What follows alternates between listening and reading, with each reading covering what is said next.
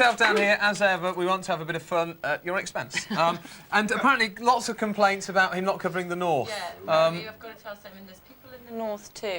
There's many people in the north. He's not been Simon, you haven't been covering up north. Simon, shame. Steps of work? To be fair, I have mentioned Scotland almost every day. Yeah, I mean, they do get quite a big look in, especially, you know, there's 4 separate I think it's also the north of England as well. You might have left that out. Simon Fielder, right?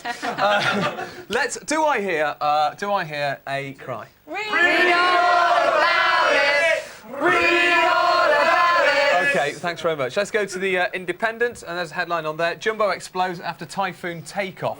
Up to 100 people were killed and 80 injured when a Singapore Airlines jumbo jet reportedly hit an object on the runway at Taiwan's international airport last night.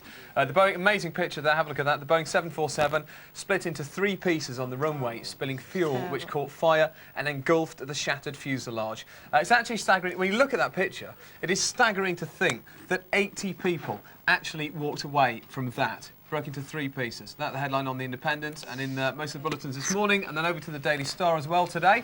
The headline there, interesting one for you this, Tanya.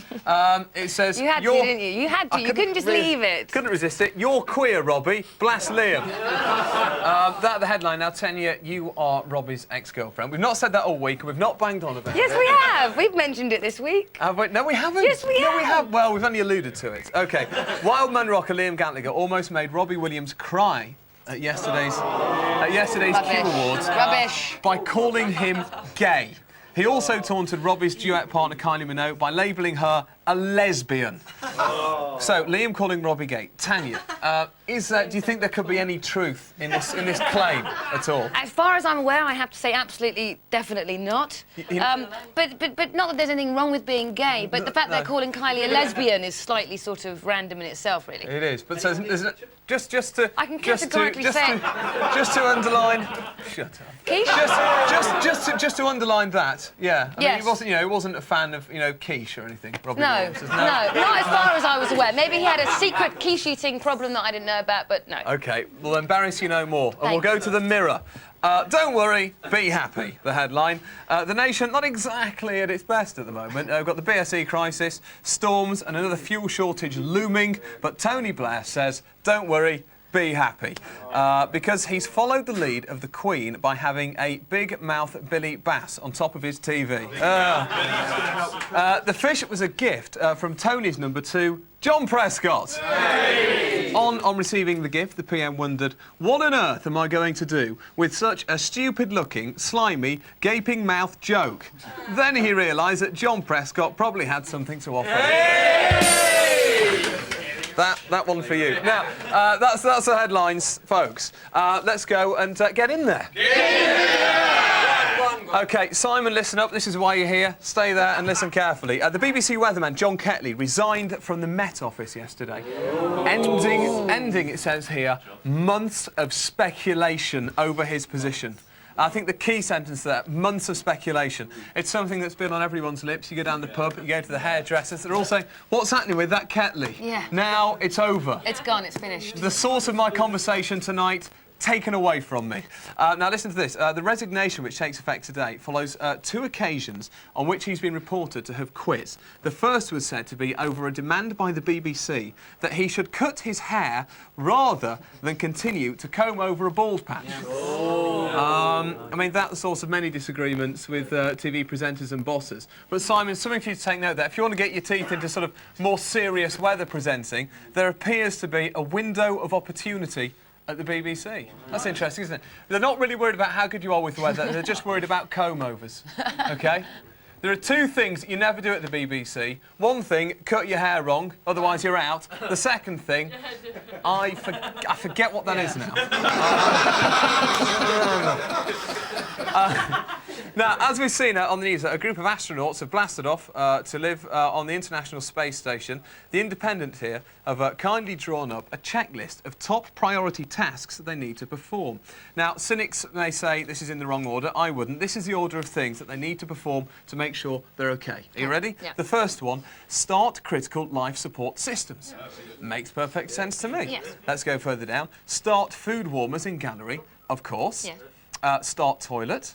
Why not? Set up treadmill for daily exercise. And then it's interesting, about 18th on the list, it says, check satellite navigation equipment. Now, it seems to be in a slightly odd position. It actually, check satellite navigation equipment, actually comes lower than set up and run ground link television connection. Interesting that. But of course, television is very important when you're on your space station. I'm sure those astronauts wouldn't want to miss out on Nick Berry's Harbour Lights. Actually, you know, now you mention it, it's been decommissioned. I'm sure astronauts can pull strings though, and probably get the box set. And also, do you want me to go to the last one? I've got so many lovely stories. We'll go to the last one. You want me to, Donna? Thanks. OK. Here's a good one. Richard Madeley and Judy Finnegan, the daytime television presenters and big favourites of all of us, may well now stand in for Chris Evans on an edition of TFI Friday. Dun, dun, dun, dun, dun, dun, dun. So Richard and Judy are going to present TFI Friday. Great news. Shut the bar! Bring down the shutters! Freak or unique? Freak. Lovely TFI. A couple more stories I've got for you there, but I'm not going to do them. Can I do one quick read, please? Yeah. Just a little read. A woman from Sussex got her car back after it had been stolen and found that the boot was full of melons. Swings and roundabouts, hey. Tanya, where are we going now? We're going to go and see what happened last night at the Q Awards at the Sizzler. Have a look.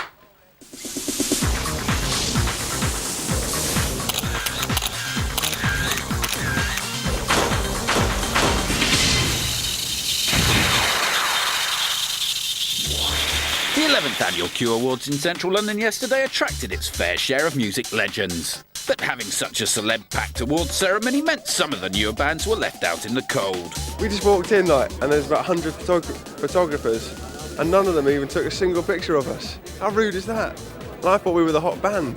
But one band the photographers were going mad for were Oasis on their first public outing since playing at Leeds earlier this year.